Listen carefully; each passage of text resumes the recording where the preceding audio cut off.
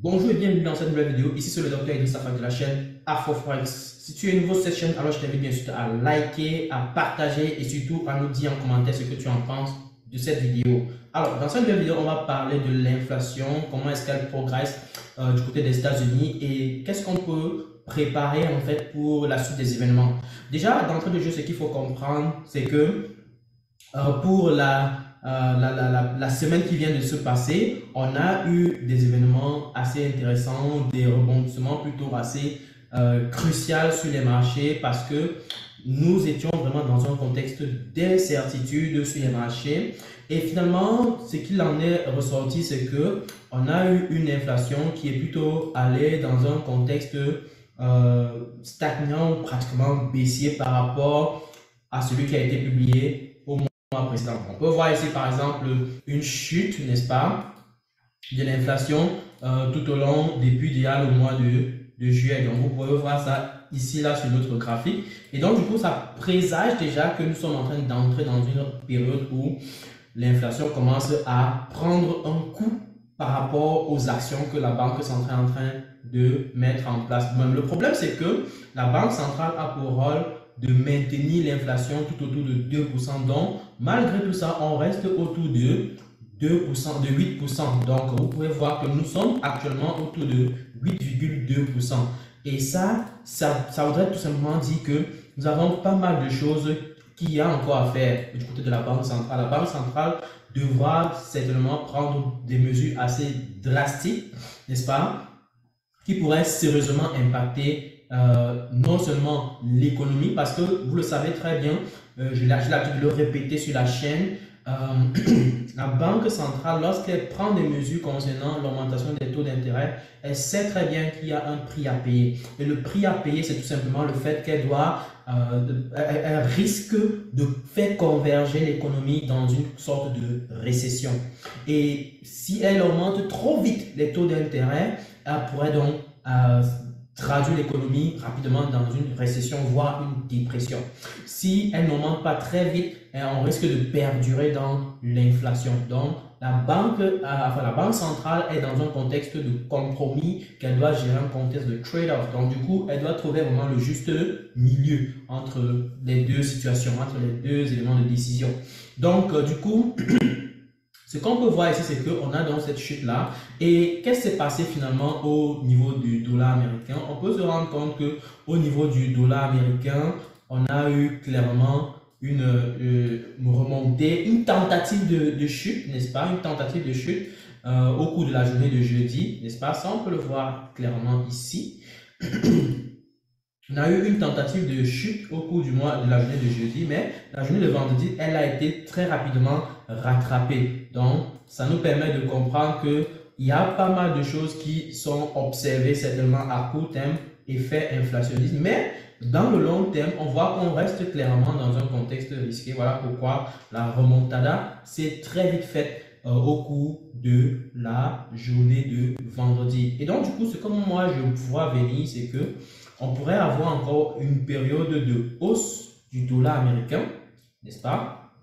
On pourrait avoir une période de hausse du dollar américain, encore une fois, sur les mois à venir, parce qu'encore une fois, il faudrait qu'on perçoive clairement que l'inflation commence à se retrouver vraiment le niveau des 4 à 5%, voire des 4 à 3% au moins autour de là, pour pouvoir bien sûr rester beaucoup plus confiant. Donc, il y a pas mal de ménages que la Banque centrale va devoir prendre, pas mal de mesures drastiques, des mesures solides pour pouvoir bien sûr supporter ce phénomène qui est en train de se produire dans l'économie.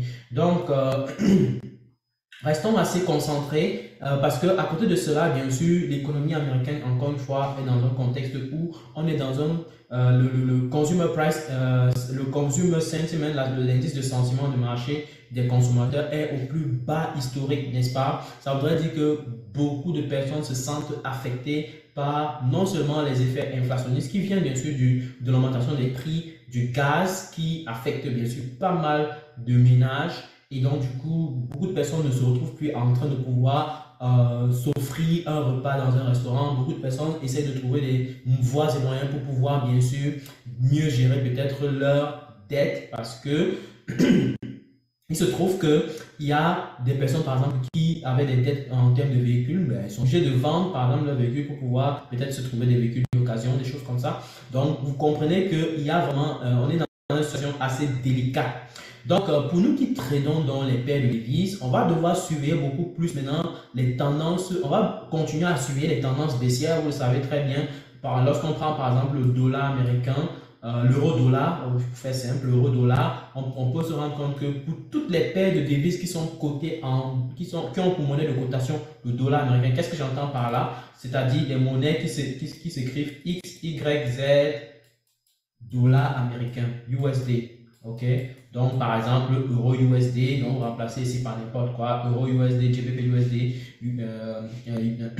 NZD USD, AUD USD et bien d'autres. Donc toutes les paires de devises qui se terminent par USD vont se voir être affectées à la baisse. Donc nous, on doit rapidement comprendre que la tendance de fond est clairement une tendance baissière. Si on prend par exemple le GBP USD, on va se rendre bien compte que on a clairement le même phénomène et vous pouvez bien percevoir cela sur nos graphiques. Là actuellement, la tendance est purement baissière depuis 2021.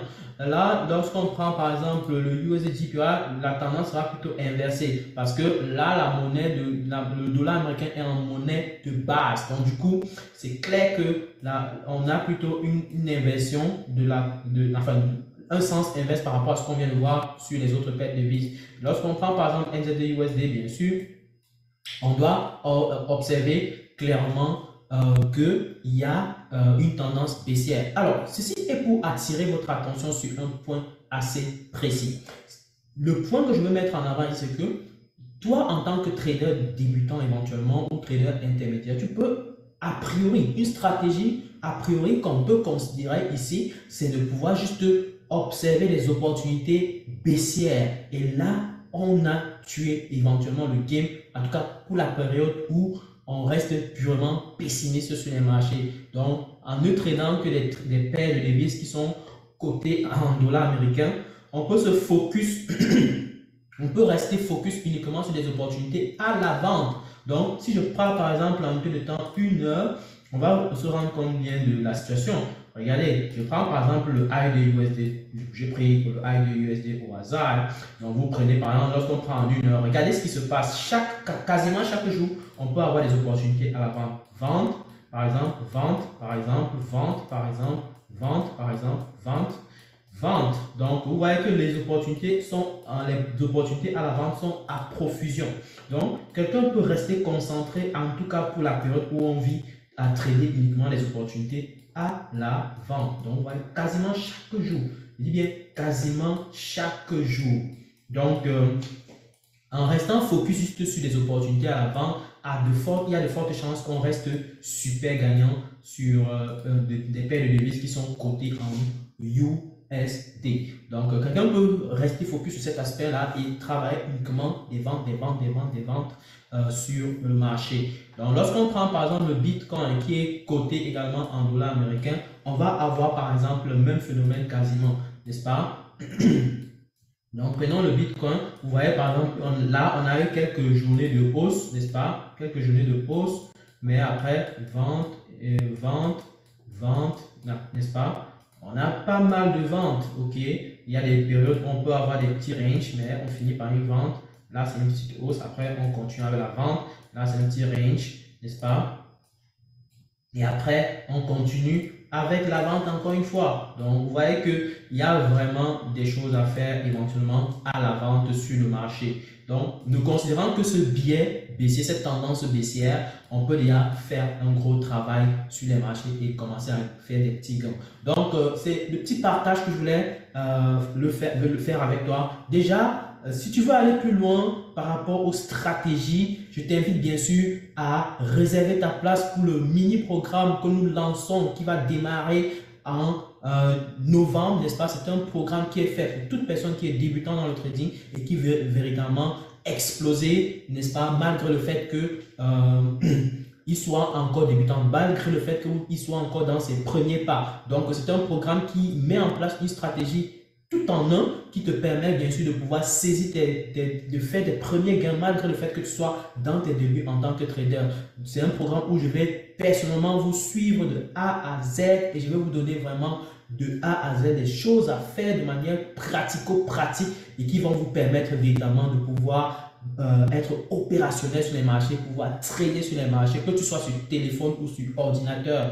Et donc du coup, sache que nous avons une promotion exceptionnelle en ce moment où tu peux véritablement saisir ton opportunité et payer ta formation à 70 000 francs CFA au lieu de 160 000 francs CFA. Non seulement tu reçois la formation, mais aussi tu reçois ce livret qui est exceptionnel, Initiation à la crypto-monnaie, où si jamais tu voudrais te lancer à la crypto-monnaie, ce livret, je te le recommande fortement. Donc, parce qu'il va te donner tous les concepts clés qui vont te permettre d'avancer en tant que trader, en tant qu'investisseur crypto-monnaie. Donc, il va te permettre à choisir tes crypto-monnaies, il va te permettre de comprendre ce marché, cette industrie et même le contexte de la blockchain, encore une fois. Donc, ça te permettra de ne plus investir en tant que profane, mais en tant que personne avisée. Très important. Donc, du coup, franchement, c'est l'occasion ultime à pouvoir saisir, bien sûr, la possibilité de se former et à pouvoir véritablement devenir un trader